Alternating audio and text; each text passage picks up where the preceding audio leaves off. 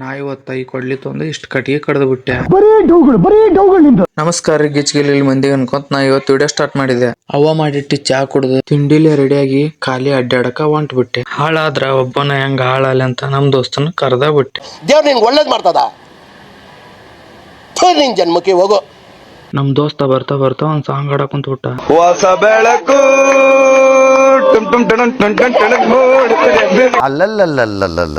ಹಂಗ ಸ್ವಲ್ಪ ಮುಂದ್ ಬಂದಿರಿ, ಇಲ್ಲಿ ಒಂದು ಹಂದಿ ಸತ್ ಬಿದ್ದು ಬಿಟ್ಟಿತ್ತು. ಎಲ್ರೂ 10 ಸೆಕೆಂಡ್ ಮೌನಾಚರಣೆ ಮಾಡೋಣ.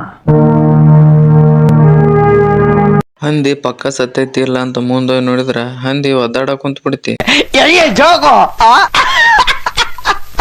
ಹಂಗ ಸಾಲ್ಯಾಗ ಬಂದ ಸ್ವಲ್ಪ ಹೊತ್ತು ಕ್ರಿಕೆಟ್ ಆಡಿ ವಾಪಸ್ ಮನಿಗೆ ಬಂದ್ಬಿಟ್ಟೆ. ಮನಿಗ್ ಬಂದು ಇಷ್ಟು ಕಟ್ಟಿಗೆನ ಈ ಕೊಡ್ಲಿ ತೊಂದು ಮರ್ಡರ್ ಮಾಡಿಬಿಟ್ಟೆ. ಬರೀ ಇಂತದೆಯಾ? ಕಟ್ಟಿಗೆ ಕಡ್ದ್ ಬಂದ್ಯ, ಅವ್ವ ನನ್ ಹಿಡ್ಕೊಂಡು ತಲಿ ಬಾಚಕೊಂತ ಬಿಟ್ಲ. ಅವ್ವ ನನ್ ಮ್ಯಾಲ ಇಟ್ಟಿರೋ ಪ್ರೀತಿಗೆ ಒಂದ್ ಸಾಂಗ್ ನೆನಪ್ ಬಂತು.